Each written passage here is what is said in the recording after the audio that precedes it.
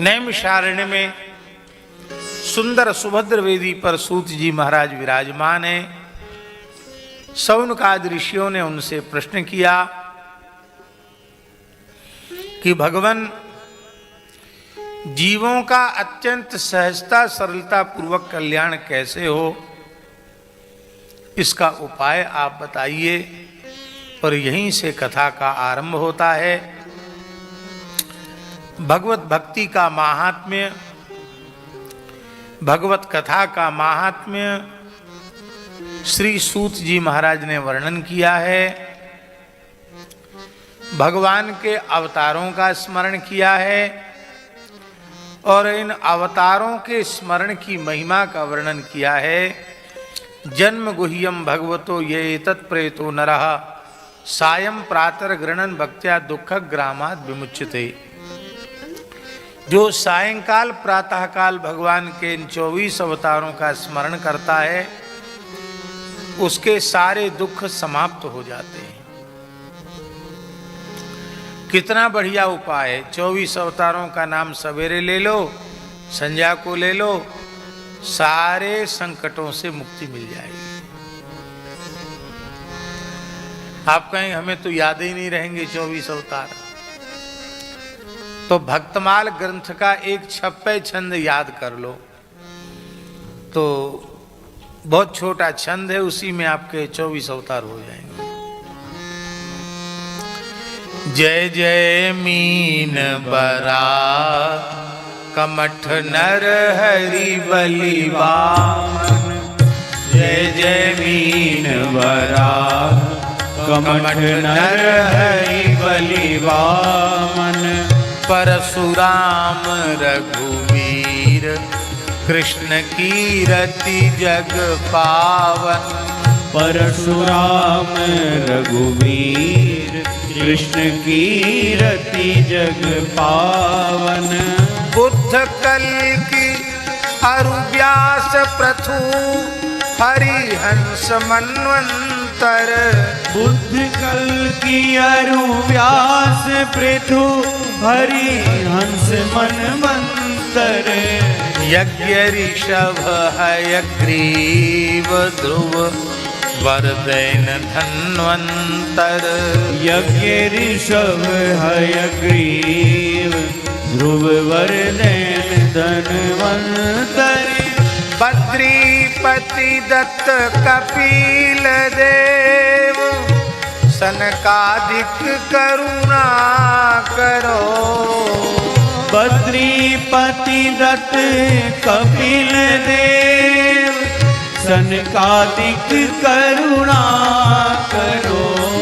24 रूप लीला रुचिर श्री अग्रदास उर पद धरो। 24 रूप लीला रुचिर श्री अग्रदास उर पद धरो। ऋषयो मनवो देवा मनुपुत्रा महौजसः। कला सर्वे हरेरेव सप्रजापतयस्तथा। एते चांस कलह पुंसः कृष्णस्तु भगवान् स्वयं। इंद्रारिव्याकुलं लोकं मृडयन्ति युगे युगे। ऋषि देवता मनुपुत्र ये सब भगवान के अंश और कला हैं, किंतु भगवान को न अंश समझना न कला समझना। ये भगवान राम कृष्ण तो परिपूर्ण अवतार हैं। बोलो राम कृष्ण भगवान की। भगवान व्यास पंचम वेद महाभारत जैसे महान ग्रंथ की रचना करने के बाद, 17 पुराणों की रचना करने के बाद, ब्रह्मसूत्र की भी रचना करने के बाद अपने कृतित्व से संतुष्ट नहीं हो पा रहे थे। तब देवर्षि नारद जी ने आकर अपना चरित्र सुनाकर भागवत धर्म की महिमा का वर्णन किया और कहा कि विशुद्ध भागवत धर्म का निरूपण कीजिए, जिसको सुनकर जीव सीधे भगवान में लगें, तभी आपको संतोष होगा। क्योंकि आपके लेखन का प्रयोजन ये कि सब जीवों का परम कल्याण हो, और परम कल्याण जीवों का तभी है होगा जब वे विशुद्ध रूप से भागवत धर्म का आश्रय लेंगे।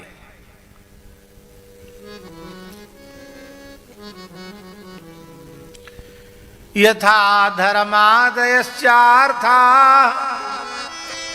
मुनिवर्यानुकीर्तिता न तथा वासुदेवस्य महिमा ही अनुवर्णिता। वैसे आपने भगवान की महिमा का वर्णन नहीं किया। देखो, मैं पूर्व कल्प में उपवरहण नाम का गंधर्व था। ब्रह्मलोक तक मेरी गति थी। ब्रह्मलोक कथा सुनाने के लिए, कीर्तन करने के लिए, अभिनय करने के लिए गया था। पर भक्ति शून्य अंतःकरण होने के कारण ब्रह्मलोक की अप्सराओं को देखकर मोहित हो गया। अपने हाव भाव कटाक्ष से उनको अपनी ओर आकृष्ट करने लग गया। यही अपराध बना और ऋषियों ने शाप दिया। मेरा ब्रह्मलोक से पतन हो गया और मुझे दासी पुत्र के रूप में जन्म लेना पड़ा। इससे एक बात सिद्ध हो गई, जिस आसन पर आप लोगों ने हमको बिठाया है वह आसन किसी मनुष्य का आसन नहीं है। किसका आसन है? परमहंस चक्र चूड़ामणि आचार्य महामुनिंद्र भगवान श्री शुकदेव जी का आसन है। भगवान व्यास का आसन है।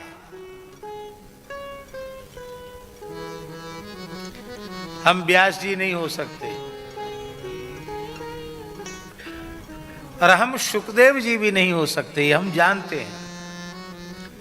लेकिन क्या हम यह विचार नहीं कर सकते कि जिस आसन पर हम बैठे हैं सुखदेव जी का आसन है?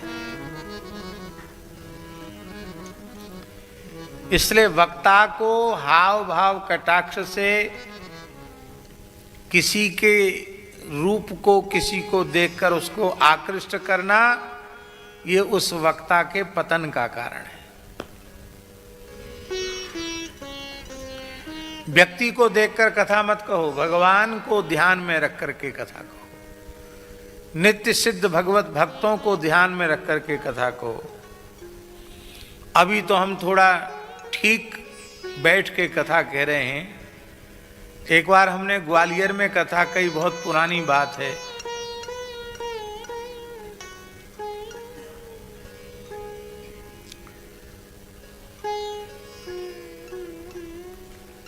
उन्नीस 1995 से कितना साल हो गया है? 30 वर्ष हो गया। 30-31 साल पुरानी बात है।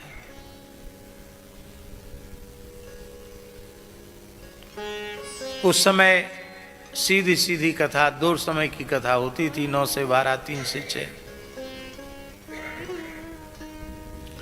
पर हम कहते थे 9 से 1 और 4 से 8। 8 घंटा रोज बोलते थे। और सब प्रकरण, सृष्टि प्रकरण भी बोलते थे, सब बोलते थे। तो हमको चौथे दिन एक चिट्ठी आई व्यासपीठ पर। वो चिट्ठी आई थी माताओं की तरफ से। उन्होंने कहा, व्यास जी 4-5 दिन हो गए देखते हुए, आपने एक भी बार हम लोगों की ओर नहीं देखा। खाली पुरुष वर्ग की ओर देखकर आप कथा कह रहे हो, तो संख्या तो हमारी ज्यादा है, बहुमत हमारा ज्यादा है, तो हमारी तरफ आप क्यों नहीं देखते हैं, क्या कारण है?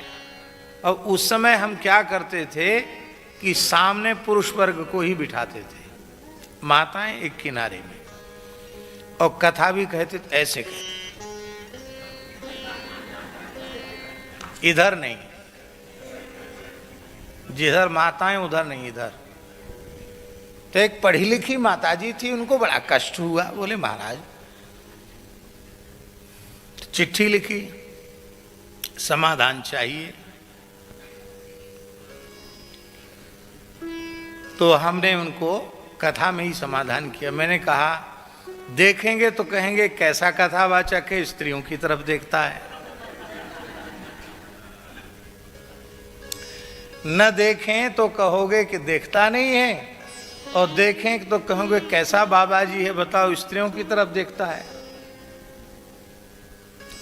तो भैया हम तो भगवान की ओर देखकर और भगवान के नित्य सिद्ध भक्तों की ओर देखकर कहते हैं कथा, हम किसी मनुष्य को देखकर नहीं बोलते हैं। और हमको ये पता है ये सुखदेव जी का आसन है, हमें कितना मर्यादित होना चाहिए, इसका बोध स्वयं वक्ता को होना चाहिए। बड़ी पीड़ा होती है हमारे मन में, कथा कहने वाले अपने चरित्र से भ्रष्ट हो जाते हैं।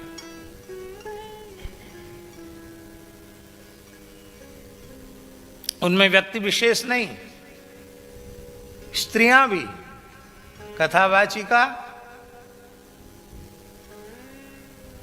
प्राय ब्याह तो किया नहीं पहले, फिर कोई ने तबला वाले के साथ कर दिया, किसी ने हारमोनियम वाले के साथ कर लिया। कथा का फल यही है क्या? देखिए, किसी की निंदा हमारा प्रयोजन नहीं है।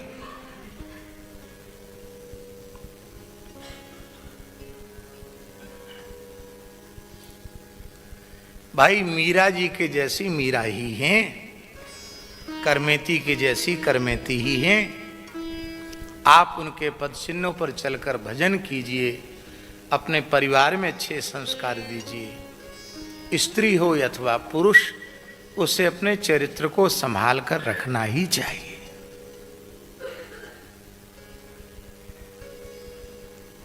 ब्रह्मलोक तक कथा सुनाने गए, दुनिया का कोई वक्ता बताओ जो स्वर्ग में भी कथा सुनाने गया हो।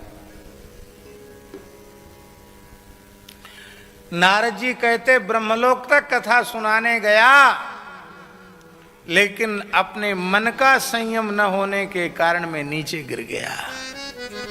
इससे ये शिक्षा लेनी चाहिए कि वक्ता को अत्यंत चरित्रवान होना चाहिए।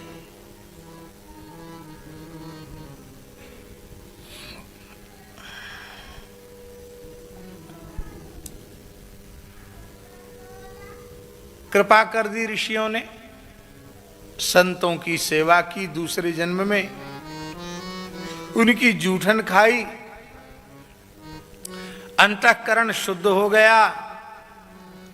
मेरी माता को सर्प ने डस लिया, माता की मृत्यु हो गई, और मैं सब कुछ त्याग करके उत्तराखंड की ओर चला गया।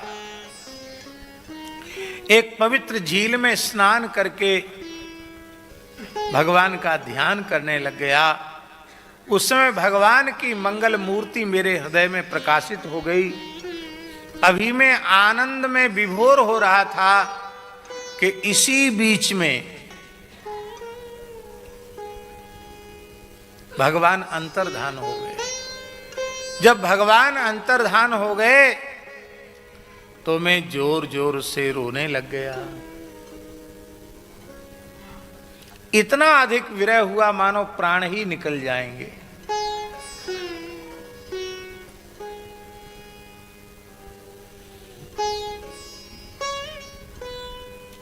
अब यहां एक प्रश्न है कि ये जो नारद जी के हृदय में भगवान का स्वरूप प्रकाशित हुआ था, ये भगवत साक्षात्कार ही था। और भगवत साक्षात्कार का फल क्या है? क्या है? भिद्यते हृदय ग्रंथि छिद्यन्ते सर्व संशया क्षीयन्ते चास्य कर्माणि दृष्ट एवात्मनीश्वरे। ये भगवत साक्षात्कार का फल है। तो फिर नारद जी को दूसरा जन्म क्यों लेना पड़ा? ये प्रश्न है कि नहीं? इसका एक ही उत्तर है, नारद जी के मन की एक वासना थी, उसने पुनर्जन्म दे दिया। वो असद वासना नहीं थी, वो सद वासना थी। क्या वासना थी? उनकी वासना थी मैं खूब तीव्र गति से भजन करूं, एकांत में रहकर कठोर भजन करूं, खूब तीव्र साधन करूं। ये जो साधन की इच्छा उनकी थी, इसने उनको दूसरा जन्म साधन के लिए उपयुक्त जन्म दे दिया। और वो सिद्ध देह था देवर्षि नारद जी का स्वरूप, जिससे देवर्षि नारद जी आज भी भगवत गुणगान कर रहे हैं। इससे एक बात समझ में आती है झाजी, कि भगवत स्मरण भगवत भजन की इच्छा जरूर मन में होनी चाहिए, पर एकमात्र इच्छा मन में होनी चाहिए, भगवान में प्रेम हो जाए हमारा। बाकी भगवान जन्म दें न दें, जो करें करावें, वो उनकी इच्छा। हमारी इच्छा केवल इतनी ही रहे, हे प्रभु आपके चरणों में हमारा निष्काम प्रेम हो। क्योंकि जिनको कबहु न चाहिए कछु, तुम सन सहज स्नेह, बसहु निरंतरता सुर सो राउर निज के। फिर संतों की जूठन खाई तो मैं देवर्षि ब्रह्मपुत्र नारद बन गया। ये जो वीणा है, ये किसी कारीगर की बनाई वीणा नहीं है। ये वीणा किसकी है? देवदत्ता मिमां वीणा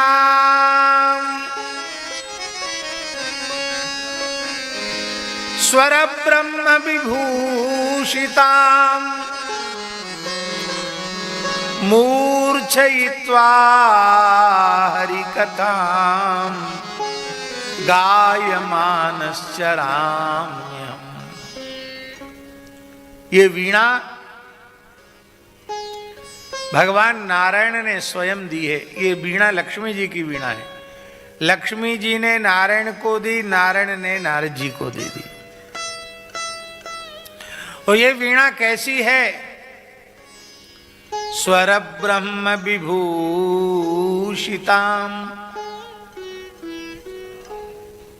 ये स्वर ब्रह्म विभूषिता वीणा है। एक संत ने अर्थ बताया हमको, बहुत अच्छा लगा, कलकत्ते की बात है। बोले स्वर ब्रह्म क्या है? संकीर्तन।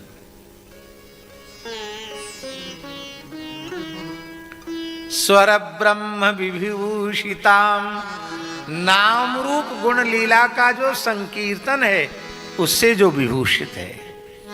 इसका मतलब है इस वीणा पर लोक धुन नहीं बजाई जाती, लोकगीत नहीं गाए जाते कि झूठ बोले कौआ काटे, ये सब नहीं इस पे सुनाया जाता है। इस पर कीर्तन सुनाया जाता है।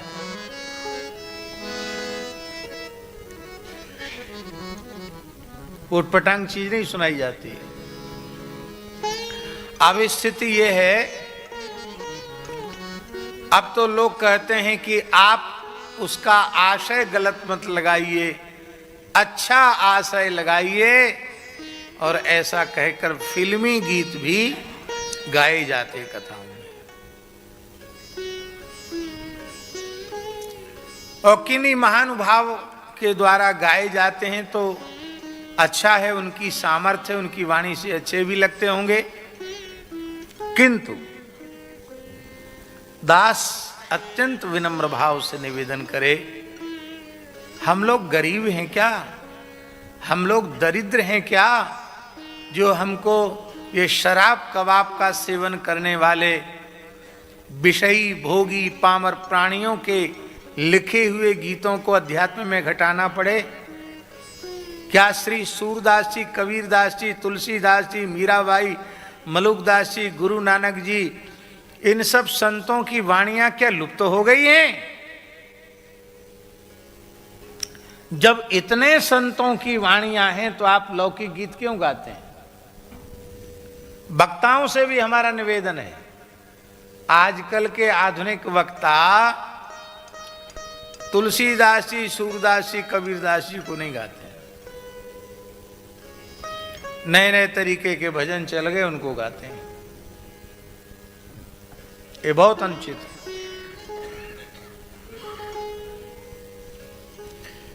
संतों की जो वाणी है ना, वो सीधे हृदय पर प्रभाव करती है और सीधे भगवान से जुड़ती है।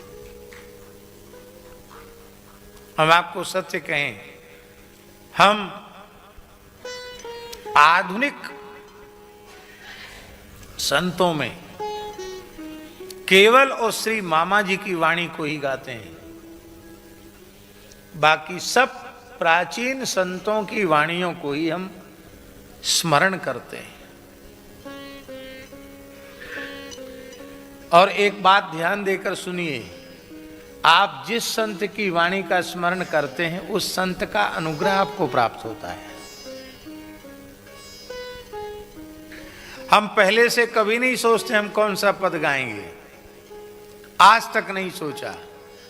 किस संत का गाएंगे भी नहीं सोचते, पर वो संत बरबस उपस्थित हो जाते हैं, उनकी वाणी का अंश उपस्थित हो जाता है, तब फिर मन में आता कि ये आई गए हैं तो इनको गा लें।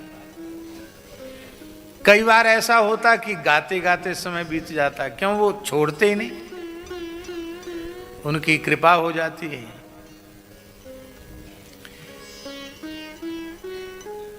आप यदि प्रेम चाहते हैं भगवान का तो कुछ मत करो, केवल मीराबाई के पदों को प्रेम से गाओ ठाकुर जी के सामने बैठ के। हम पक्के तौर पर आपको कहते हैं, आपको विशुद्ध भगवत प्रेम मिल जाएगा। बोलो भक्तवत्सल भगवान की जय। तो देवदत्तामिमां वीणां स्वर ब्रह्म विभूषितां मूर्छयित्वा हरिकथां गायमानश्चराम्यहम्। कलकत्ते में एक बंगाली के यहाँ हम थे, बंगाली वैष्णव के यहाँ। हमारे पूज्य पहाड़ी बाबा के पुराने सेवखाने में सब बंगाली हैं। तो वहां एक बहुत बड़े गवैया आए, बड़े ऊंचे नाम गाम वाले गवैया आए, बंगला गाने वाले। बंगाल में एक बाबुल गान होता है, बाबुल गान जानते होंगे, हमारे दादा जानते होंगे बाबुल गान। बाबुल की धुन सुनाओ एक।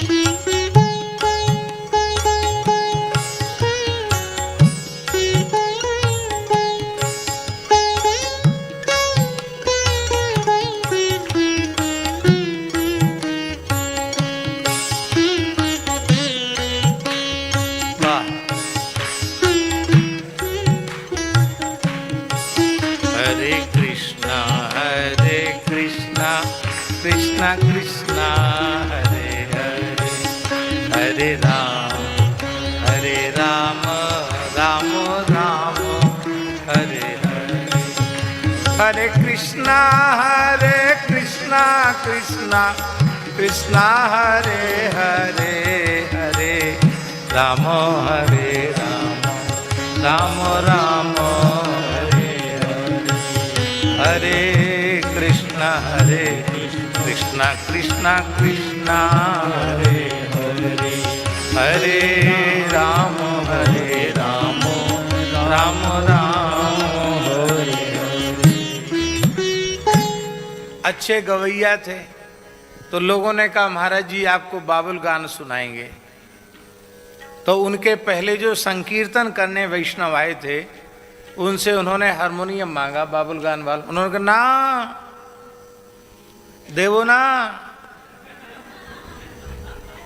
अरे भाई क्यों नहीं दोगे? कहते तुम ही लोकगीत गाता है, हम इस पर संकीर्तन करता है, लोकगीत गाने वाले को नहीं छूने देगा। इतना बड़ा गवैया है तो अपना हारमोनियम लेके क्यों नहीं घूमता है? महाराज जिन जो जजमान थे वो नाराज हो गए, इतने बड़े गवैया का अपमान करते हो। बोले कख न देवो ना, चले जाओ। नहीं दिया तो मैंने उनको कहा इन पर नाराज मत हो, इनकी निष्ठा बहुत अच्छी है। बोले हम लोग तबला हारमोनियम झांझ इनका पूजन करते हैं तब कीर्तन शुरू करते हैं, क्योंकि इन पर नाम ब्रह्म गाया जाता है। इसका मतलब है ये वाद्य यंत्र लोक धुन बजाने के लिए, लोक गीत गाने के लिए नहीं, ये भगवान नाम संकीर्तन के लिए। देवदत्तामिमां वीणां स्वर ब्रह्म विभूषितां मूर्छयित्वा हरिकथां गायमानश्चराम्यहम्। नारद जी तो चले गए। व्यास जी ने सरस्वती नदी में स्नान किया, व्यास गुफा में समाधिस्थ हो गए। समाधि में जन्माद्यस्य यतस्य लेके तम नमामि हरिम परम तक संपूर्ण श्रीमद् भागवत की शब्दानुपूर्वी का अपनी समाधि में साक्षात्कार किया, फिर उसे लिपिबद्ध किया और उसे परमहंस चक्र चूड़ामणि श्री सुखदेव जी को प्रदान किया। सुखदेव जी ने कैसे सुना भाई? वो तो जन्म लेती, कल आपने कथा में सुना होगा कि जन्म लेते ही वो सन्यास ले लिया उन्होंने। फिर उन्होंने कब आकर के भागवत इतने बड़े ग्रंथ को कैसे पढ़ा? इसका उत्तर सूत जी ने दिया है। आत्मा रामाश्च मुनयो निर्ग्रंथा अप्युरुक्रमे कुर्वंच हेतुकीम भक्तिम इत्थम भूत गुणो ही। आत्मा में रमण करने वाले आत्माराम, आप्त काम, पूर्ण काम, परम निष्काम मुनि भी भगवान के गुणों को सुनकर उनकी ओर आकृष्ट हो जाते हैं, क्योंकि भगवान के गुण ही ऐसे हैं। एक बार व्यास जी ने अपने शिष्यों को कुछ भागवत के श्लोक रटा दिए। जिस वन में सुखदेव जी भजन कर रहे थे, तप कर रहे थे, उसी वन में जाकर व्यास शिष्यों ने एक श्लोक गाया।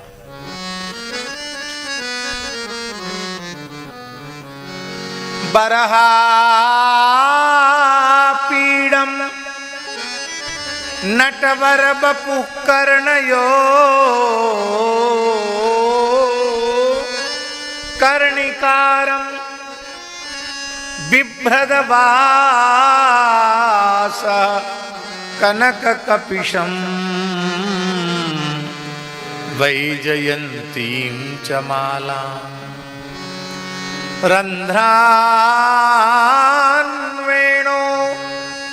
रधर सुधया पूरयन् गोपवृंदै वृंदारण्यं स्वपदरमणं प्राविशद गीत कीर्ति।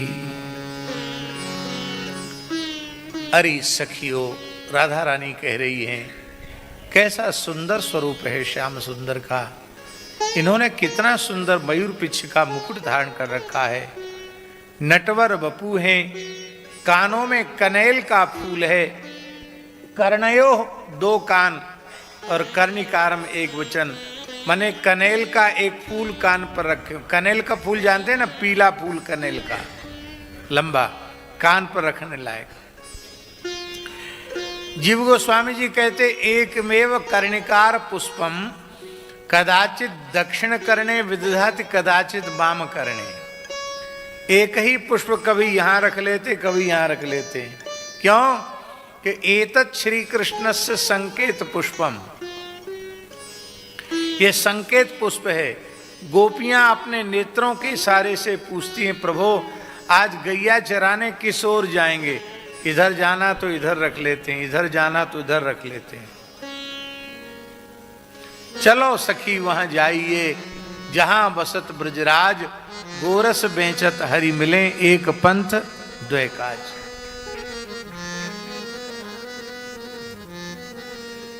पीतांबर धारण किए हुए हैं, वैजयंती माला है, ग्वालवाल उनकी कीर्ति का गान कर रहे हैं। वृंदावन में गैया चराते हुए अपने चरणों के स्पर्श से वृंदावन को धन्याति धन्य बनाते हुए वे विचरण कर रहे हैं। इन सुंदर स्वरूप का श्रवण करके एक बार सुखदेव जी का मन खिंचा, आकृष्ट हुआ। अभी हम केवल निर्गुण निराकार सनातन ब्रह्म ज्योति का ध्यान कर रहे हैं, पर जिनकी वह ज्योति है वो सगुण भगवान इतने सुंदर हैं, इनकी ओर चलना चाहिए। फिर सहसा उन्होंने अपने मन को रोक लिया, क्योंकि योगियों को अपने मन को रोकने का अभ्यास होता है। रोक लिया।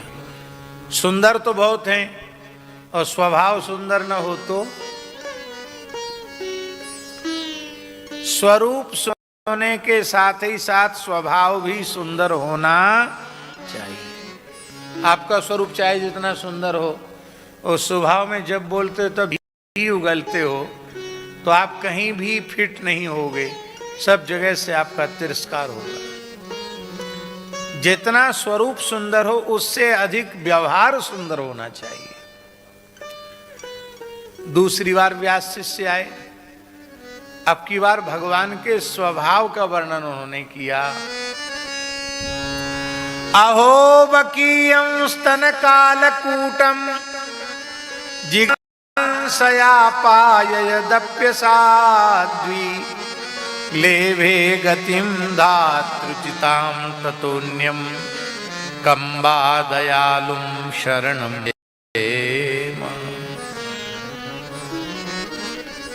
बड़े आश्चर्य की बात है। बक दैत्य की बहन बकी पूतना अपने स्तनों पर कालकूट विष का लेप करके बाल कृष्ण को मारने की इच्छा को लेकर के आई, और उस दुष्टा ने विष से संलिप्त पयोधर बालकृष्ण प्रभु के मुख में दे दिया। वो तो मारने का संकल्प लेकर आई, उसने तो जहर दिया और भगवान ने उसको बदले में माता की सी गति प्रदान कर दी। इन श्री कृष्ण से बढ़कर कौन कृपालु दयालु होगा जिसकी शरण आ जाए। यह सुनते ही शुकदेव जी व्याकुल हो गए, समाधि से उठ गए। बोले ब्रह्मचारियों, ये कहाँ से सीख के आए हो? बोले ऐसे 1-2 श्लोक नहीं, हमारे गुरुजी ने 18,000 लिखे हैं। अच्छा, क्या है आपके गुरुजी का परिचय? बोले श्री श्री 1008 श्री कृष्ण द्वैपायन भगवान वेद व्यास जी महाराज। बोले अच्छा, ये तो मेरे पूज्य पिताजी हैं। तुम्हारे गुरुजी हैं, हमारे तो पिताजी हैं। बोलो भक्त वत्सल भगवान की।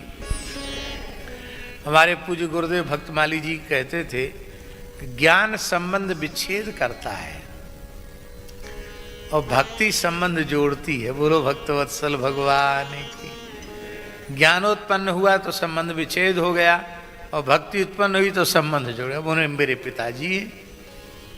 समिधा कुशा लेकर सुखदेव जी गए, क्योंकि रिक्त पानी नहीं जाना चाहिए। कहा मुझे भागवत का ज्ञान दीजिए। व्यास जी तो प्रतीक्षा ही कर रहे थे, उन्होंने उन्हें भागवत का ज्ञान दिया। इसलिए परमहंस संहिता है। बोलो श्री सुखदेव जी महाराज। राजर्षि परीक्षित के जन्म का वर्णन है। जन्म के वृत्तांत के उपसंहार में महाभारत युद्ध का वर्णन है। महाभारत युद्ध में भगवान श्री कृष्ण की कृपा से पांडवों की विजय हुई।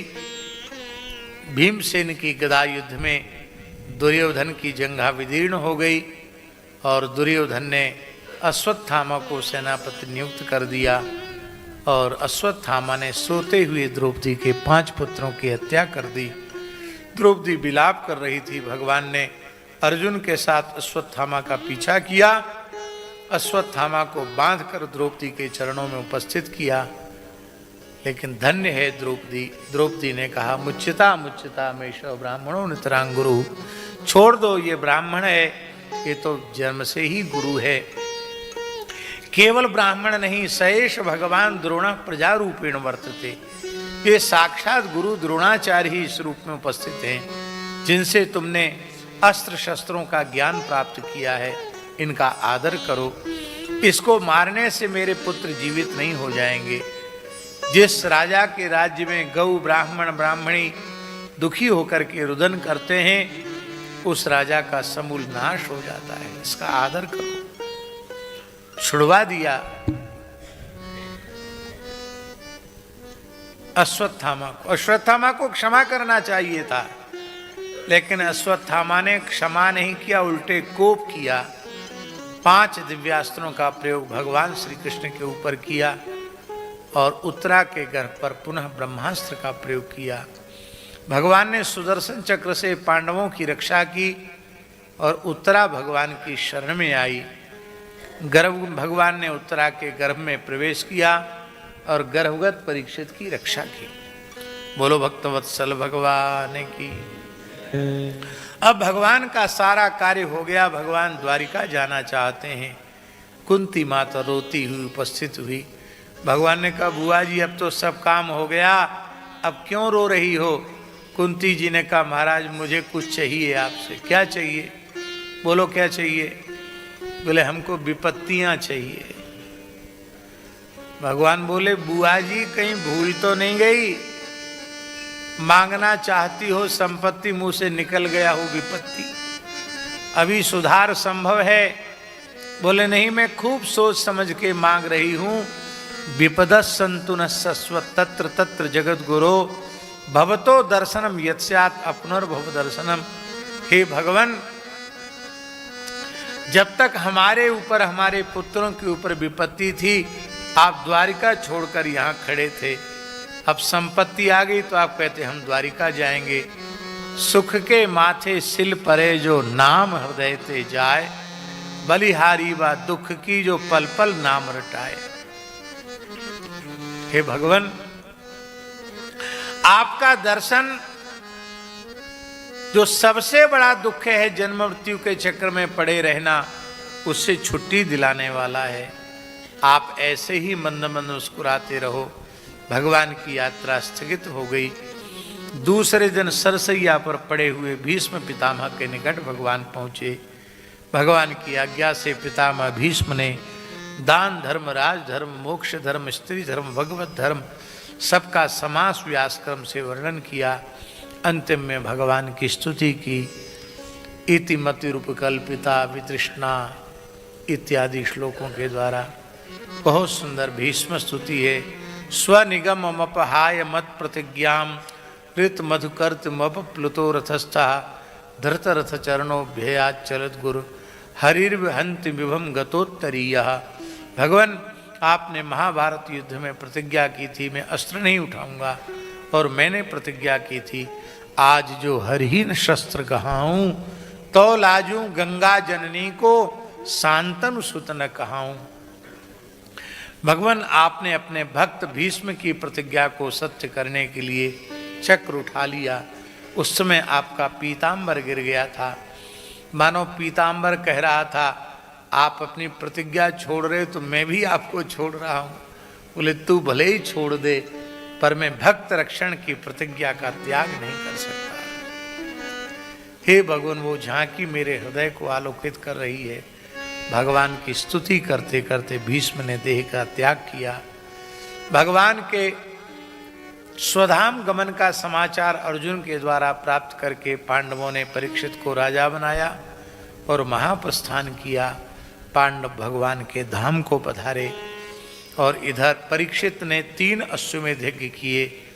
कृपाचार्य जी के आचार्यत्व में देवताओं ने प्रत्यक्ष प्रकट होकर यज्ञ भाग ग्रहण किया। और वही श्री परीक्षित जी महाराज एक दिन शिकार खेलते हुए गए तो उन्होंने एक मरे हुए सर्प को कौशिक ऋषि के गले में लपेट दिया। वे प्यासे थे, जल मांग रहे थे, ऋषि की समाधि लगी थी, उन्होंने सुना नहीं समाधि में, तो उन्होंने क्रोधपूर्वक गले में सर्प लपेट दिया। कली के प्रभाव से उनकी बुद्धि में ऐसी विकृति आ गई थी, क्योंकि कलयुग को उन्होंने 4-5 स्थान दिए थे। बहुत ध्यान से सुने ये बात। जिस मनुष्य के जीवन में ये 5 दोष नहीं है वो कलयुग में पैदा होकर भी सतयुग में जी रहा है। पक्की कर लो ये बातें अपने जीवन में। जो कभी जुआ नहीं खेलता, जो कभी शराब नहीं पीता, जो कभी मांस नहीं खाता, जो कभी परस्त्री गमन नहीं करता और जो कभी पाप की कमाई नहीं खाता, उस व्यक्ति के जीवन में कलयुग कभी घुस ही नहीं सकता है। यदि 5 दोष हमारे जीवन में नहीं है तो कलयुग में पैदा होकर भी हम सतयुग में हैं। अभी उसमें समाचार में आ रहा था, इस बार अंग्रेजी नया साल मनाया, कितने लाख करोड़ की शराब के ऑर्डर आए। आश्चर्य की बात है।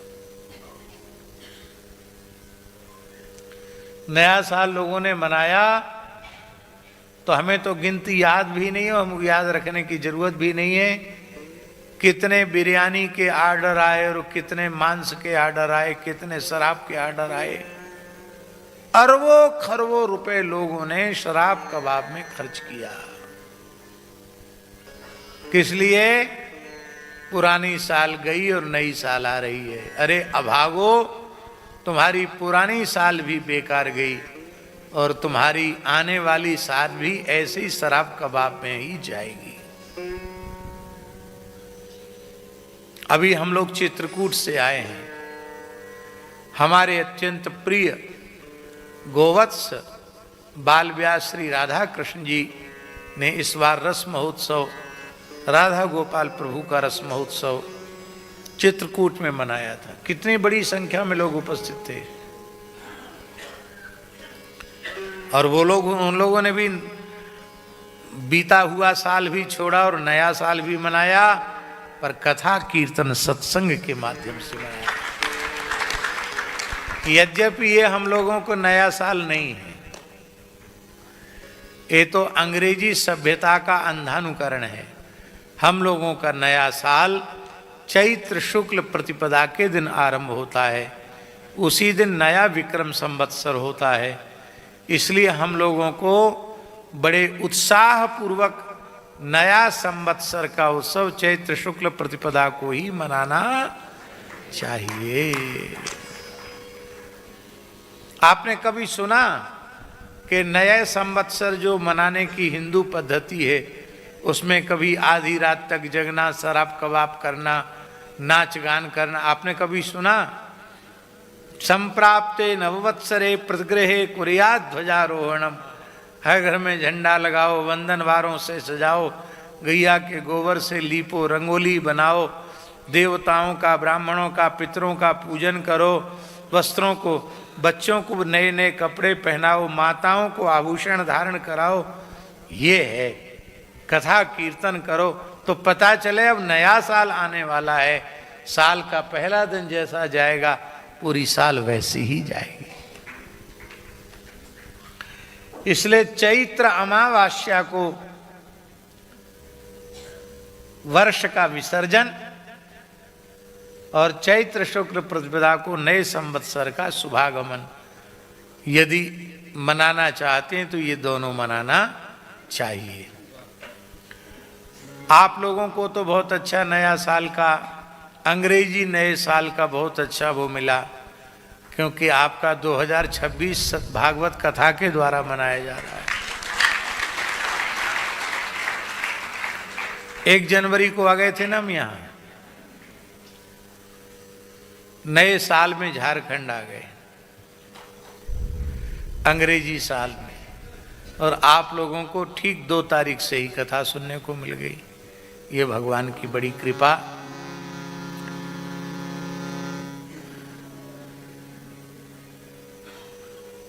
श्रृंगी, समीक के बालक श्रृंगी ने शाप दिया, जिस दुष्ट क्षत्रिय ने अपनी मर्यादा का अतिक्रमण करके मेरे निष्पाप पिता के गले में सर्प लपेटा है, 7वें दिन तक्षक के डसने से उसकी मृत्यु हो जाएगी। शाप दे दिया। महात्मा शमीक ने अपने पुत्र श्रृंगी के दिए दुर्धर्ष शाप का संदेश गौरमुख नाम के अपने शिष्य के द्वारा श्री परीक्षित को सुना दिया। परीक्षित ने जन्मेजय को राजा बनाया। सब कुछ त्याग कर गंगा जी के तट पर बैठ गए, जहाँ आजकल सुखतीर्थ है। आज भी वो विशाल वट वृक्ष है, जिसके नीचे बैठकर शुकदेव जी ने कथा कही। परीक्षित ने सुनी। धरती के सारे संत महापुरुष वहाँ एक साथ इकट्ठे हुए।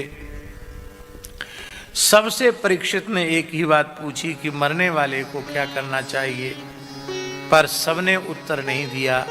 शुकदेव जी पधारे और शुकदेव जी का पूजन किया। उनसे भी यही पूछा कि मरने वाले को क्या करना चाहिए। अब मरने वाले को क्या करना चाहिए, इसका उत्तर शुकदेव जी कल देंगे, क्योंकि आज 7 बज गया है। यही कथा का विराम। सिय पिय प्यारी अवध बिहारी, जय जय श्री अग्र